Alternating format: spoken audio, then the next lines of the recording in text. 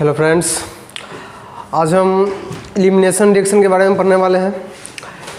आपको पिछले लेक्चर में डिस्कस किए थे SN2 रिएक्शन, उसके पहले डिस्कस किए थे SN1। ये आपका हेलोलिन और हेलोलिन का लेक्चर नंबर 9 होगा, ठीक है, जिसमें हम एलिमिनेशन पढ़ेंगे। हम लोग एक सीरीज पढ़ते आ रहे हैं ना केमिकल प्रॉपर्टीज़ का, जिसमें हम SN1 SN2 डिस्कस कर चुके थे। उसमें एलिमिनेशन था, फिर रिएक्शन विथ मेटल था।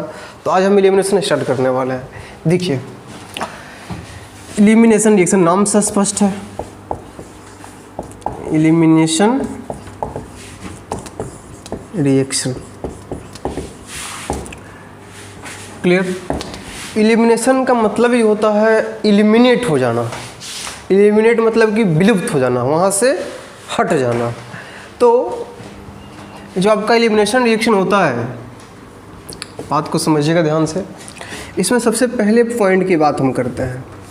इसमें क्या होता है कि आप देखते हो कि हम लोग एडिशन रिएक्शन डिस्कस किए थे। तो क्या था एडिशन रिएक्शन में, क्या डिस्कस किए थे? कार्बन कार्बन डबल बॉन्ड था, ठीक है। और मान लो कि यहाँ पे HX हम ला रहे थे मार्कोनिक सूत्र में, क्या डिस्कस किए थे ना कि एक H इसके साथ और एक X इसके साथ, तो एडिशन हो रहा था। लेकिन वही मान लो कि एडिशन होकर CHX और CH2H हो जाए, तो फिर से यदि यह बन जाए ना, तो उसी को बोलते हैं एलिमिनेट हो गया। यहाँ से हैलोजन क्या हो गया? एलिमिनेट हो गया, ठीक है। चलिए, इसमें सबसे पहली बात आप इसको लिखिएगा, क्या? Reverse process of addition, reverse process of addition, clear.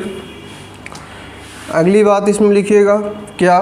सोचो, कार्बन कार्बन डबल बॉन्ड था इधर, उधर क्या था आपका? कार्बन कार्बन सिंगल बॉन्ड है। तो कार्बन कार्बन सिंगल बॉन्ड से हम डबल बॉन्ड की तरफ आ रहे थे ना। देखो तो ये आपके पास CH2 है, चलो अच्छा से लिख ही देते हैं प्लस HX। तो आप कहें कि इसमें एडिशन रिएक्शन होगा, आप इसको ऐड करके दिखाओ। तो कैसे ऐड करोगे? CH2H और फिर CH2X। आप पाओ यहाँ पे डबल बॉन्ड है, मतलब कि अनसेचुरेटेड है, और यहाँ पे सिंगल बॉन्ड है, मतलब सेचुरेटेड है। तो अब इससे आपको रिवर्स चलना है, इधर से इधर चलना है। तो यह आपका सेचुरेटेड, ये आपका अनसेचुरेटेड, मतलब है कि जो आपके पास इसमें क्या होगा? 1, इसको अच्छे से लिखें तो क्या लिखेंगे? सेचुरेटेड टू, सेचुरेटेड चेंज रहेगा किसमें? Change to unsaturated compound, unsaturated compound, clear. बोलो, सबसे पहला चीज़ कि एडिशन रिएक्शन का यह रिवर्स प्रोसेस होगा। एडिशन पहले कर दो, फिर उसको रिवर्स कर दो, तो फिर वही कम डबल बॉन्ड वाला आ जाएगा जिसमें वहाँ हुआ था। तो हो क्या रहा है, इसके तुम इधर जा रहे हो, तो यह कंपाउंड कैसा? कार्बन कार्बन भी सिंगल बॉन्ड है ना। तो याद कीजिए, बताए थे ना जब पढ़ रहे थे हम, क्या टाइप ऑफ एलिफेटिक कंपाउंड वहाँ पे क्लासिफिकेशन ऑफ साइक्लिक कंपाउंड के अंदर में, ठीक है। चलिए, तो सिंगल बॉन्ड जो कि सेचुरेटेड है, इससे रिवर्स हम गए डबल बॉन्ड की तरफ। तो सेचुरेटेड से कहाँ गए हम? अनसेचुरेटेड की तरफ गए ना। तो हम क्या लिखेंगे कि saturated change into unsaturated compound, clear. Next, इसमें होगा क्या? आप पाओगे कार्बन कार्बन के बीच जो सिंगल बॉन्ड है, क्या है? कार्बन का सिंगल बॉन्ड यहाँ से ब्रेक किया हुआ है, और यहाँ पे एक सिग्मा और एक पाई बना। मतलब कहने का मतलब है कि आप पाओगे कि ये जो आपका हाइड्रोजन यहाँ से हटेगा, यहाँ से X हटेगा, और दोनों मिलकर क्या ब्रेक करेगा? एक पाई बॉन्ड बनेगा। मतलब है कि 2 सिग्मा बॉन्ड ब्रेक होगा, एक ये वाला सिग्मा बॉन्ड और एक ये वाला सिग्मा बॉन्ड। 2 सिग्मा बॉन्ड क्या होगा? ब्रेक होगा। हाँ, कोई ना कोई हम सॉल्वेंट लेंगे, किसी के साथ रिएक्शन कराएंगे, घबराना नहीं है, डिस्कस करते हैं हम। 2 सिग्मा बॉन्ड ब्रेक होगा एंड 1 पाई बॉन्ड फॉर्म्ड होगा। एक पाई बॉन्ड क्या होगा? बनेगा, यहाँ पे बनेगा। एग्जाम्पल लेंगे हम। चलो, इसी को कहा जाता है अल्फा बीटा, ध्यान देना चीज़ को, alpha beta elimination, alpha beta elimination. चूँकि होता क्या है, जैसे कि मान लीजिए कि यह आपका अल्फा पोजीशन है और यह आपका क्या हो गया? Beta position. तो अल्फा बीटा का जो एटम में जो यहाँ का स्पीसीज है वह एलिमिनेट होकर डबल बॉन्ड बन गया। तो हम बोल दिए आसानी से इसको कि अल्फा बीटा एलिमिनेशन, ठीक। नेक्स्ट, हमको यहाँ से जाना है, इसको तोड़कर पाई बॉन्ड बनाना है तो हमको हीट देना पड़ेगा। जब हीट देना पड़ेगा तो यह हीट को एब्जॉर्ब करेगा, क्योंकि बिना हीट दे तो काम होगा नहीं। तो हम इसको बोलेंगे कि जो प्रोसेस है यह इंडोथर्मिक प्रोसेस है, इंडोथर्मिक प्रोसेस। क्लियर? मतलब कि हीट को एब्जॉर्ब करेगा, हीट को क्या करेगा? एब्जॉर्ब करेगा। मतलब कि डेल्टा एच का जो वैल्यू है वह 0 से क्या होगा? ज़्यादा होगा। बोलिए, कोई परेशानी? ठीक है, चलो तो अब इसको नोट कीजिए। हाँ, एक बात और इसमें बता दें आपको कि जो आपका एलिमिनेशन रिएक्शन है ना, एलिमिनेशन रिएक्शन 3 तरह का होता है। एक E1, दूसरा आपका E2 और तीसरा आपका ECB। तो जो आपका ECB है वो आपको सिलेबस में नहीं पढ़ना है।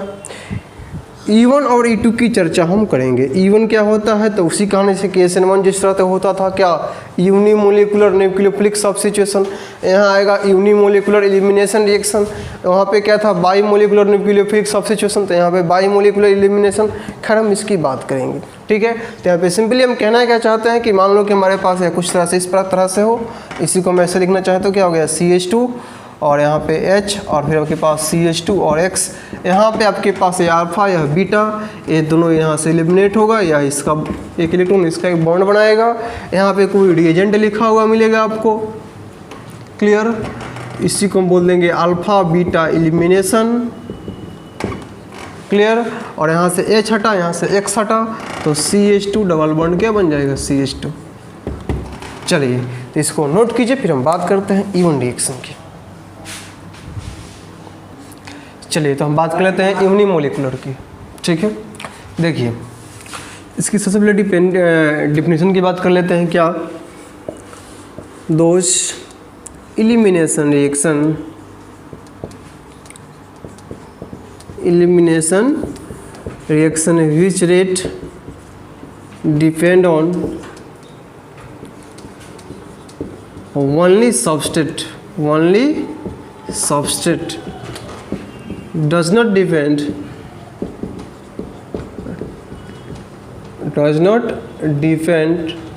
on reagent। उसी को तो हम क्या बोलेंगे? यूनिमोलिकुलर बोलेंगे, ठीक है। क्लियर? चलिए जैसे कि मान लो कि आपके पास इसकी एग्जांपल की बात कर लेते हैं, जैसे कि R CH2 और X और CH2 और H है। यहाँ पर आपके पास कोई, हम यहाँ पे आपके पास कोई रिएजेंट ले रहे हैं, जैसे कि अल्कोहलिक KOH ले लिए। ये आपके पास क्या बन गया? R CH double bond CH2 plus HX plus H2। Clear? ये आपका एल्कीन बन गया। मतलब कि एल्केन से एल्कीन बनाने वाले हैं हम लोग सिंगल बॉन्ड। हालांकि एल्कीन नहीं कर सकते हो, तो एल्काइल हाइलाइट की है ना, तो एल्कीन करना अच्छी बात नहीं है। कह सकते हो सिंगल बॉन्ड से डबल बॉन्ड बना रहा है, यानी कि सैचुरेटेड से अनसैचुरेटेड बना रहा है। चलो तो सिंपल एग्जांपल है, हमसे कुछ खास बात जान लेते हैं इस E1 की, फिर हम इसका एग्जांपल लेंगे। जैसे पहली बात, इसमें कुछ पॉइंट देख लेते हैं, some important point, some important point. जैसे कि नंबर 1 की बात करें हम, तो हम इसमें क्या यहाँ पे मेंशन करेंगे? इन विच कार्बोकेटायन इज फॉर्म्ड। इसमें कार्बोकेटायन फॉर्म्ड होगा। सोचो, जब कार्बोकेटायन फॉर्म्ड होगा यानी कि रिएक्शन इंटरमीडिएट में, तो यदि कार्बोकेटायन की स्टेबिलिटी ज़्यादा, कार्बोकेटायन की स्टेबिलिटी ज़्यादा, तो E1 रिएक्शन की भी जो रेट है वो भी क्या होगा? ज़्यादा होगा। क्लियर? इसमें दूसरी बात कर लेते हैं। क्या? पहला तो आपको कार्बोकेटायन कहानी हो गई, ये कार्बोकेटायन से क्या इसमें रिएक्शन इंटरमीडिएट में क्या बनेगा? कार्बोकेटायन बनेगा। यदि कार्बोकेटायन की स्टेबिलिटी ज़्यादा है तो जो E1 रिएक्शन का जो रेट है, जो E1 रिएक्शन से जो बनने वाले प्रोडक्ट हैं वो कैसा होंगे? आपको स्टेबल होंगे, यानी कि अच्छे प्रोडक्ट बनेंगे। नंबर 2 की बात कर लेते हैं, हीट की, ध्यान रखना, यानी कि टेम्परेचर। यदि मान लो ये जो आपका E1 रिएक्शन है, ये जो इसको टेम्परेचर आपको देना पड़ेगा, यानी कि जो प्रोसेस हो जाता है यह इंडोथर्मिक प्रोसेस हो जाता है। क्लियर? और अच्छा से हम कहना चाहें, अच्छा कि और सोचो कि जब कार्बोकेटायन बना तो याद रखो यहाँ पे एक बात इस यहीं पे मेंशन करना इस चीज़ को, कार्बोकेटायन तो दो चीज़ में बन रहा था ना, याद कीजिए। एक आपको SN1 में भी तो कार्बोकेटायन बन रहा था और एक आपके पास किस में बन रहा था, E1 में भी। तो ध्यान रखना इस बात को कि जैसे हम कार्बोकेटायन बनने की बात करें तो अभी तक आगे भी बनेगा, अभी तक की बात करें तो समझना कि उसमें SN1 भी हो सकता है और उसमें क्या होगा, E1 भी हो सकता है। डिपेंड करेगा सिचुएशन पे कि कौन सा रिएजेंट लेंगे तो SN1 हो दिखाएगा और कौन सा रिएजेंट लेंगे तो E1 दिखाएगा। चलो ध्यान रखना है, यहाँ पे लिख देते हैं इस बात को। यदि आपके पास टेम्परेचर अधिक होगा, मोर टेम्परेचर, तो ध्यान रखिएगा उस बात को कि वह आपको E1 रिएक्शन को शो करेगा। यदि टेम्परेचर आपके पास लेस है, T मतलब यहाँ पे टेम्परेचर, तो वो आपको कौन सा रिएक्शन दिखाएगा, SN1 रिएक्शन दिखाएगा। पहली चीज़ क्लियर। चलते ये दो बातें हो गई और दो तीन बात करते हैं, पहले आप इसको नोट कीजिए फिर हम लोग आगे चलते हैं।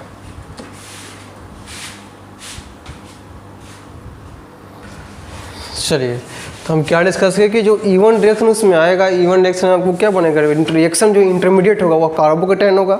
और कार्बोकेटायन बोले तो हमारे पास दो ऑप्शन, एक आपका SN1 और एक आपका E1। तो SN1 की बात करें तो उसका जो टेम्परेचर होता है वो उसमें लेस होता है, यानी कि कम टेम्परेचर होता है। और E1 की बात करें तो उसमें टेम्परेचर क्या होता है, ज़्यादा होता है। जैसे कि मान लो एक और एक कंडीशन से आप इसको समझ सकते हो, यदि मान लो हमारे पास कार्बोकेटायन बन जाए, इसमें लिख लीजिए, इसके नीचे लिख लीजिएगा इस चीज़ को, तो ध्यान रखना इसके पास दो ऑप्शन हो सकता है कि आप SN1 दिखा दें और ये भी हो सकता है कि आपको E1 दिखा दें। क्लियर? SN1 कब दिखाएगा और E1 कब दिखाएगा, तो इसका जो टेम्परेचर होगा E1 के केस में जो टेम्परेचर होगा वो हाई होगा और जो SN1 होगा इसके केस में जो टेम्परेचर होगा वो लेस होगा। मतलब बोलें तो इस केस में हम न्यूक्लियोफाइल का यूज करेंगे, यानी कि लेस टेम्परेचर वाला को,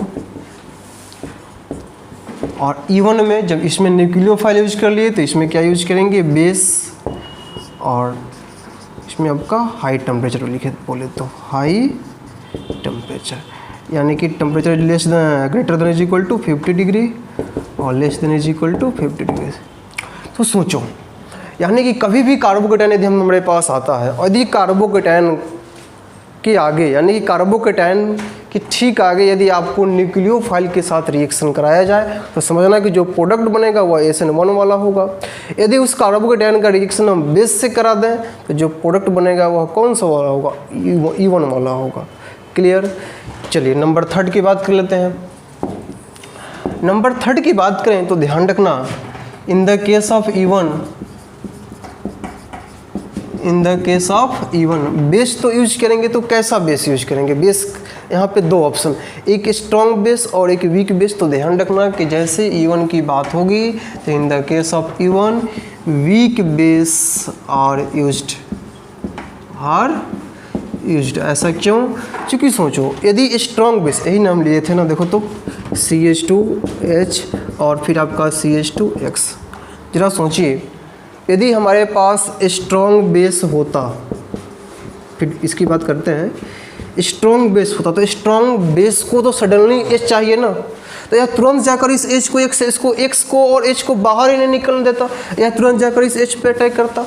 बट वीक बेस लेंगे तो पहले यह X और H को बाहर निकालेगा और तब जाकर कहानी आगे बढ़ेगी।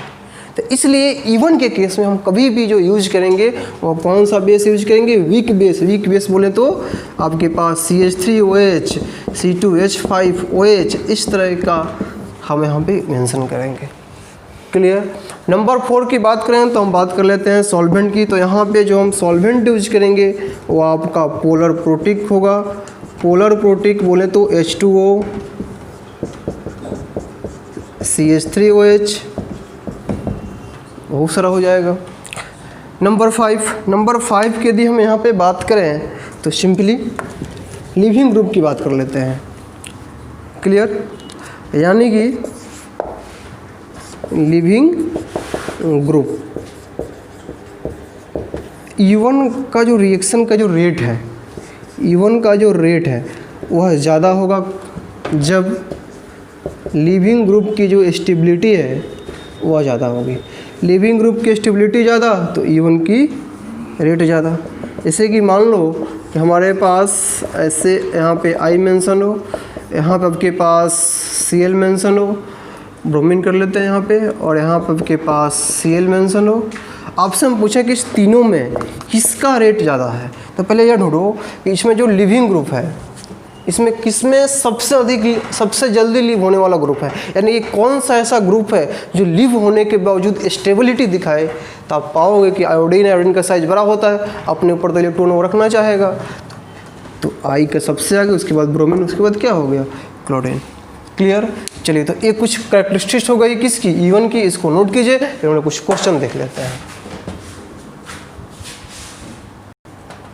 चलिए, तो आइए जैसे मान लो हमारे पास एक सिंपल सा एग्जांपल लेते हैं, जैसे कि आपके पास RCH और X और फिर आपका क्या होगा CH3 ऐसा कंपाउंड हो। क्लियर।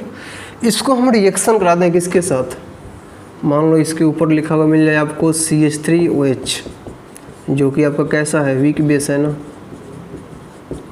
स्पष्ट आपको मेंशन कर दे वीक बेस, और यहाँ पे डेल्टा का साइन लिख दे। क्लियर। देखो होगा क्या, समझो बात को। आपको दिख रहा है कि वीक बेस है, बेस की करेक्टर है, यानी कि E1 दिखाएगा। तो E1 में क्या होगा, पहले तो आपको कार्बोकेटायन बनेगा ना, तो यहाँ से X बाहर होगा। तो ज़रा सोचिए, यहाँ से यदि X बाहर होगा तो यही बनेगा ना RCH2 प्लस, और फिर क्या हो गया CH2H लिख सकते हो इसको। क्लियर। पहले तो X से बाहर होगा ना, क्योंकि वीक बेस है। अब क्या होगा, जो यह वीक बेस आएगा OH माइनस लेकर, यह जाकर इस ये आपका अल्फा पोजीशन और यह कौन सा बीटा पोजीशन, यह क्या करेगा, यहाँ से देखो, यहाँ पे तो अल्फा पोजीशन का X एलिमिनेट हुआ ना, अल्फा का X क्या हुआ, एलिमिनेट हुआ।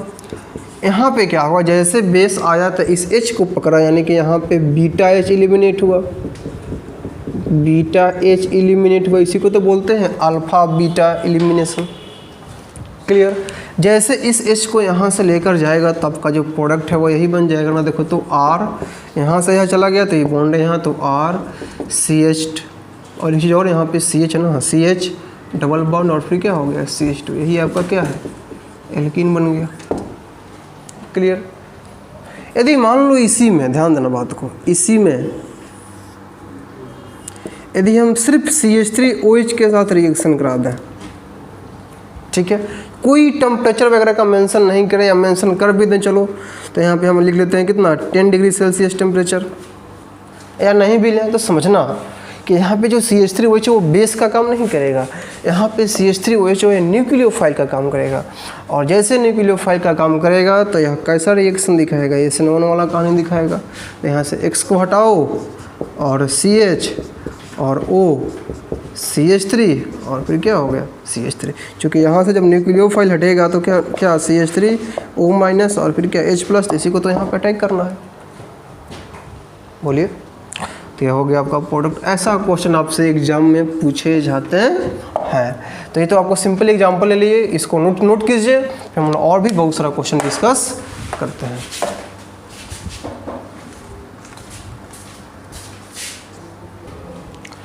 देखो, आपके पास दो क्वेश्चन है, काफ़ी इम्पोर्टेंट है।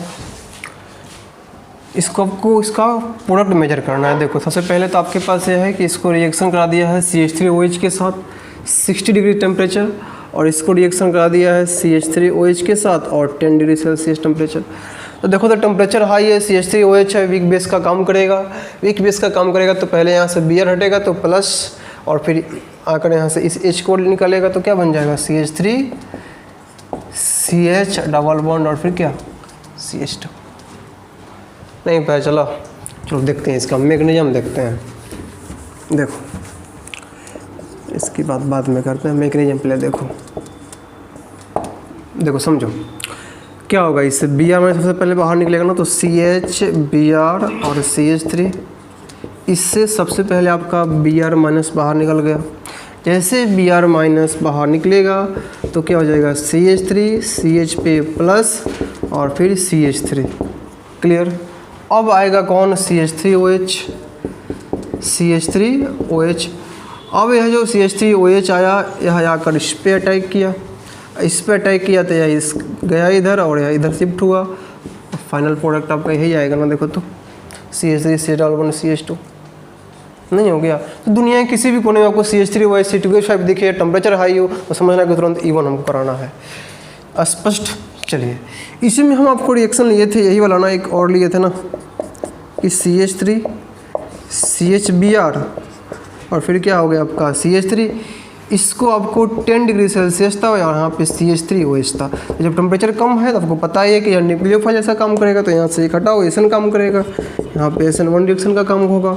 तो सी एच थ्री और फिर आपके पास सी एच और ओ सी एच थ्री और फिर क्या हो गया आपका सी एच थ्री। क्लियर।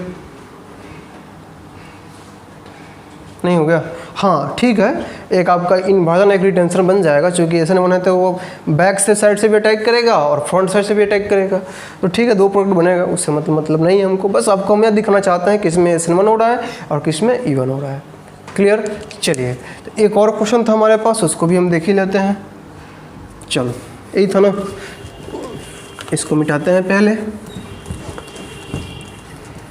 अभी हम एक और क्वेश्चन लिए थे जिसमें कुछ इस तरह से हमारे पास मेंशन था, C H three C H two C H B R और सी एच थ्री, और इसके एरो के ऊपर लिखा हुआ था C H three O H और फिर आपका 80 डिग्री सेल्सियस। इसमें क्या कहानी होगी, ये आपसे पूछेगा। तो सोचो, देखो हम लोग मैग्नीशियम के थ्रू चलते हैं, देखो क्या क्या कहानी होगी। मैग्नीशियम पहले चलो, जैसे आप मैग्नीशियम की तरफ आगे बढ़ोगे तो सबसे पहला काम आपके पास होगा C H three C H two और H और बी आर और फिर क्या हो गया सी एच थ्री। तो आपको सबसे पहला काम ब्रोमीन को यहाँ हटाना होगा। जैसे यहाँ से ब्रोमीन हटेगा, बी आर माइनस हटेगा, क्योंकि कहानी किसकी है, C H three O H की ना है, वीक बेस की है, तो अल्फा पोजीशन से क्या होगा आपका हेलोजन एलिमिनेट हो जाएगा। तो सी एच थ्री और सी एच टू और सी एच प्लस और सी एच थ्री। क्लियर। अब इस पे आएगा अटैक करने के लिए कौन, C H three O H. अब इस पे कौन आएगा अटैक करने के लिए, C H three O H. तो जरा सोचो, ये आपका अल्फ़ा है तो बीटा यह भी हो सकता है और बीटा यह भी हो सकता है। नहीं हो गया, तो यहाँ पे दो पॉसिबिलिटी बन जाएगी ना। यदि मान लो कि यह C H three O H इस बीटा वाले के पास आकर अटैक कर दे, C H three O H इस बीटा वाले पे आकर अटैक कर दे, तो यह बॉन्ड यहाँ शिफ्ट होगा। तो कुछ इस तरह से प्रोडक्ट आएगा, C H three C H two double bond और फिर क्या सी एच टू। अच्छा, एक चीज़ और, यहाँ पे C H double bond C H two, चूँकि 4 कार्बन है ना, इसको क्या बोलोगे, ब्यूट वन इन या ब्यूटीन बोलो, कोई दिक्कत नहीं है। क्लियर। हो सकता है कि इस H को न पकड़ के सी एच थ्री रहने दे और इस H को न पकड़ के यह इसको ले जाए, तो यह तो जाएगा ही और फिर यह इधर शिफ्ट होगा। क्योंकि देखो बीटा पोजीशन ये भी है, यह भी है। जैसे यहाँ जाएगा तो यह कुछ इस तरह से C H three C H double bond C H और क्या हो गया सी एच थ्री। इसको क्या बोलोगे, इसको आप क्या बोलोगे, but two ene, but two ene. Clear. अब मान लो कि आपसे क्वेश्चन पूछा जाए, क्या क्वेश्चन पूछा है, आपसे कहा जाए कि how many number of product are obtained, how many number of product are obtained. यह स्पष्ट है कि ये अभी बना, ये भी बना था। बस स्पष्ट क्या बोलोगे कि एक प्रोडक्ट है या एक प्रोडक्ट दो प्रोडक्ट, लेकिन ऐसा नहीं, इसमें 3 प्रोडक्ट बना। कैसे, देखो ब्यूट वन, हाँ ये अलग बात है कि यह आपका माइनर प्रोडक्ट है, चूँकि इसमें एल्काइल ग्रुप की संख्या कम है, यह आपका मेजर प्रोडक्ट है। क्यों? चूँकि इसकी एल्काइल ग्रुप की संख्या अधिक है, अल्फा हाइड्रोजन अधिक है, इसमें अल्फा हाइड्रोजन 6 है, इसमें अल्फा हाइड्रोजन 2 ही है। चलो, इस प्रोडक्ट को हम एक और नाम से जानते हैं सेटजेफ प्रोडक्ट।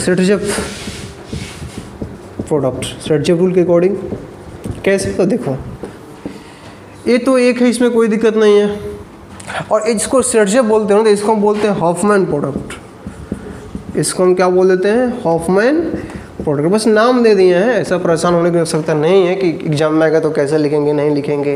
ये आपसे नहीं पूछेगा कि हॉफमैन प्रोडक्ट कौन है, सेटजेफ प्रोडक्ट कौन है, ऐसा सिंपल आपको एक्स्ट्रा जानकारी के लिए आपसे सिर्फ पूछा कि नंबर ऑफ प्रोडक्ट कितना है। ठीक है, चलो तो देखो ध्यान से, ये आपका जो CH3 CH डबल बॉन्ड इसके, आप इसको ऐसे लिख सकते हो क्या? CH डबल बॉन्ड CH, और इसको ऐसे देखो तो CH C double bond C और H CH3, और फिर आपका H और CH3। एक तो आप ऐसे लिख सकते हो। दूसरा कंडीशन देखो, C double bond C CH3 H CH3 और क्या H। तो समझो ध्यान से, यहाँ से यह दो प्रोडक्ट है, यही आपका सेटजेफ प्रोडक्ट है। इसीलिए क्योंकि इसको, ये आपका जो CH3 है, यह दो एल्काइल ग्रुप आमने सामने है, और यह दो एल्काइल ग्रुप सामने सामने है। देखो दो वर्ड है, समझना ध्यान से, एक आमने सामने और एक सामने सामने, दोनों में अंतर है। आमने सामने यह है, और सामने सामने का मतलब हो गया कि अगल बगल, CH3 और आमने सामने का मतलब ये हो गया। क्लियर? तो समझो ध्यान से, इसको हम बोलते हैं कि यह आपका ट्रांस प्रोडक्ट है, ट्रांस एल्किन, और इसको हम बोलते हैं कि यह आपका सिस प्रोडक्ट है। इसको कई बार ट्रांस ब्यूट 2 इन भी लिखा हुआ मिलता है, ट्रांस ब्यूट 2 इन, तो परेशान होने की आवश्यकता नहीं है। और यह आपका क्या हो गया? सिस ब्यूट 2 इन। क्लियर? तो आप देखो कि इससे आपको दो प्रोडक्ट निकल गया, एक ट्रांसब्यूट 2 इन और एक आपका सिस। चूँकि CH3 अगल बगल है तो क्या हो गया आपका सिस वाला, और यहाँ पे आमने सामने तो ट्रांस हो गया। इस बात को ध्यान रखना। इस दोनों प्रोडक्ट को हम बोलते हैं कौन सा प्रोडक्ट? सेटजेफ प्रोडक्ट। तो देखो तो 1 2 और 1 3, तो टोटल इसमें प्रोडक्ट कितना हो गया? 3। क्लियर? चलिए तो इसको नोट कीजिए, फिर हम लोग आगे डिस्कस करेंगे। हालांकि इसको हम आइसोमेरिज्म में भी डिस्कस किए थे। चलिए।